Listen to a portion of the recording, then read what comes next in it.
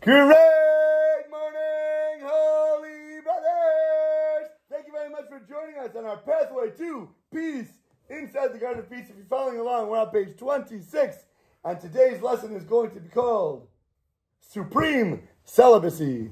Here we go. We are in a story time. Everybody get ready.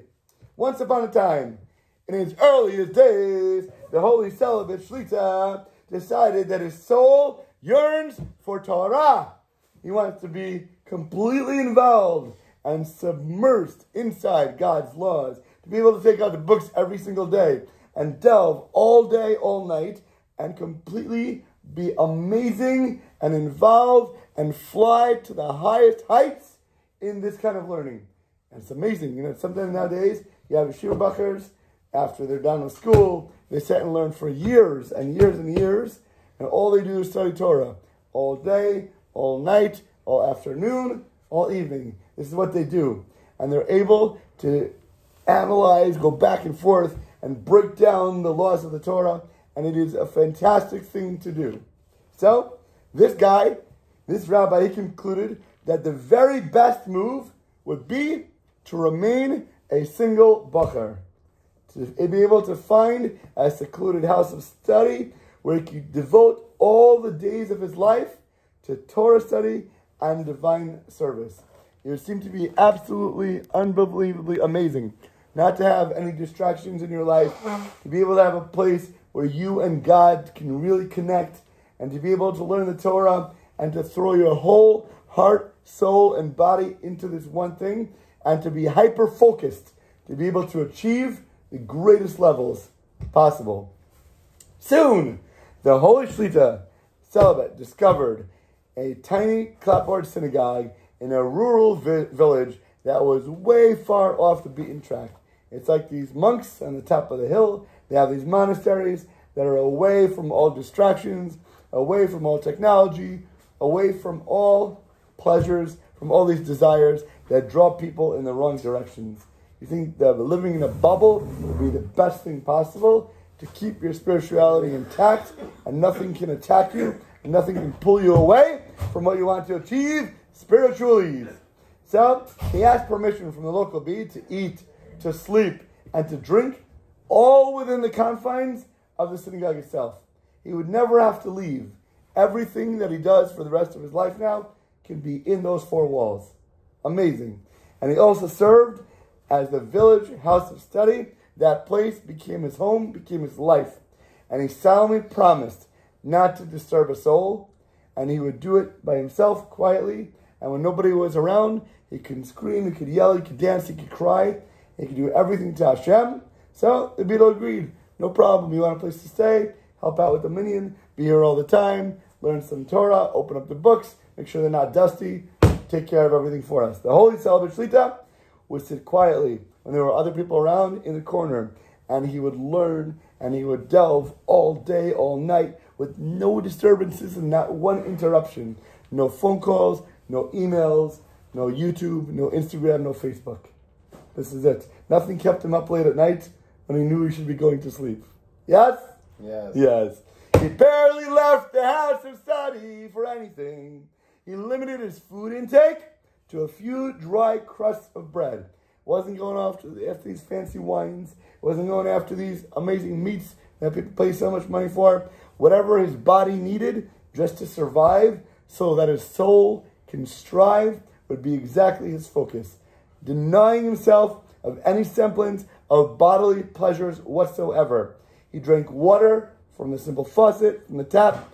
He slept on a hard wooden bench. Whatever bare minimalistic needs, he would be able to take care of. Days went by. Months went by. Years went by. Transpired in this exact very manner. Until the fateful day when one day the Beadle walked in and found the elderly, holy celibate Shlita lying lifelessly on the floor of the synagogue. His whole life he spent in those four walls. The entire village escorted the holy celibate Shlita on the way to his final resting place. They could not find adequate words to express the holiness and his asceticism. He was unbelievable in pouring himself all into Torah, all into learning, all into coming closer to Hashem, to his Creator, unbelievably more than anybody else in the village could ever dream of. This guy was like the pinnacle, the ultimate. Look what we can achieve as a person here in this world. Unbelievable. When you put your mind to something and you give it 110% of your hyper focus and all attention that you could possibly do.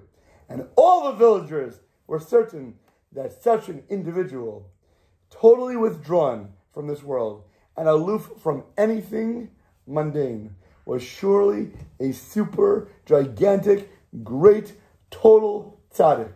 That's it. In fact, the holy Celibacy Shlita agreed with the villagers that he surely was such a tzaddik. Somebody who knows their greatness can still be humble, but know how high they are. Moshe Rabbeinu, our leader, the greatest person ever to live, who achieved the highest levels, was the most humble person on the planet. Anav Mikol Adam. That was his trait. But did he know his value? Did he know his worth? Absolutely. But he never flaunted it. Never threw it in anybody's face. You can be amazing, and you can know your trait, and you can know the best skill that you have at doing what you do in the art and the craft and the business that you're in, and be good at it, and you can say how well your worth is. Know that you're a messenger from Hashem, but know that you're humble, and without him, you're nothing. With him, you're amazing, but without him, you're nothing. So that shows that you know your role, but still you know your value as well. Don't devalue yourself, but still be humble in the process. That's a big lesson for today. As his soul ascended up into the holy heavenly courts, he was certain, he was confident that he'd be greeted by an honored guard of history's greatest tzaddikim and holy pious people that ever lived, playing lyres and playing on the cymbals and all the guitars and the ukuleles, accompanied by a choir of the greatest archangels, singing in 6-part harmonies the most beautiful tunes you have ever heard in your life. He was positive that they'd be escorting him to his rightful station beneath the heavenly throne to bask in the sublime light of the divine presence. He knew how good he was, so he expects the greatest things. Why not? I earned this. You know, people say, you owe it to me. I earned this. People are so full of themselves when they think others have to bow down and kiss their feet because of, whoa, look what level I'm on. How can you not give me kavod? How can you not give me honor? Who are you? Know your role and your relationship to me and what it means and what you should do for me because I'm so amazing. So, the holy Celibacy Shlita. Guess what happened when we went up there? What? Shock and awe and bamboozled and bedazzled. He suffered a horrifying, supreme shock of darn disappointment. No souls of great tzaddikim arrived to greet him when he entered. No angels were playing magnificent music in his honor. All he heard was silence. Nobody's here. Nobody's home. All he saw were the images of his parents and the images of his ancestors standing in front of him with dejected countenances, with frowns on their faces. Without any further delay, he was ushered into the heavenly courtroom, where he stood before a tribunal of very stern-looking tzaddikim. The Chief Justice opened a large volume, the whole life story of the holy Celibacy Shlita. He reviewed all of the holy Shlita's mitzvahs, one by one. He addressed him. Wow, look how good he davened. Look how good he opened up the Gemara. Look how good he delved into the subject. And after all that, he addressed him by his first name, ignoring the dignified title of Holy Celibacy Shlita, which everybody around him was giving him. An amazing title. What an awesome individual. The Chief Justice looked at him sternly, and he said, Yes, Kala! You learned quite a bit of Torah. Yes, you did. You prayed, Yes, you did. You made necessary brachot. You did all the blessings. You put tefillin on every single day. And you wore tzitzis. You even wore techeles. And you had everything perfect in those things. You observed the Shabbos like no other. You had the holidays in the palm of your hand. And you fasted, not just on fast days, but more than what is ever required. You pushed yourself to these limits. In fact, you have done a great job. I give it to you that you did observe all the mitzvahs. But there's a problem with all of your good deeds. You, my friend, you, Yeskala, you did not complete the mission that you were supposed to do in this physical world. Hashem took your soul and threw it down to this land. Boom, boom. And you're here for a purpose. You're here for a mission. Every single one of us is unique and an individual. And we all have a specific thing that we have to accomplish in this world. And you, Yeskala Ding Dong, did not even do it. Yes, you have to learn Torah. Yes, you have to learn mitzvahs. But what is your place in this world? What is your specific design that you, unlike everybody else, is brought down here for? You are a unique individual soul, and everybody has a task that they are tasked with to complete. You learned Torah, but you failed to implement what you learned. You did not bring those lessons to life. Had you married, had you taken a wife and a wonderful woman, you would have seen how far you are from true Torah observance. For then, you would have had to invest so much more effort, so much more trying times to fulfill every single mitzvah. If you don't understand, when you have a wife, man, it is not easy. She is always there to be able to put you in your place. Yes or no? See? By design, all the time. Casting a chastising glance at the shocked soul of the holy celibate Shlita, the Chief Justice added, didn't you know that the entire purpose of your learning Torah was to acquire Amunah, to have foundational faith in Hashem? The level of Amunah that you attained is extremely inadequate. It is so far lacking. Had you married, you would have been required to face a long list of trials and tribulations from your wonderful wife. Then when she would have hindered your Torah learning with her various demands, when she then asked you, hey sweetheart, can you get up from the table and please take out the garbage?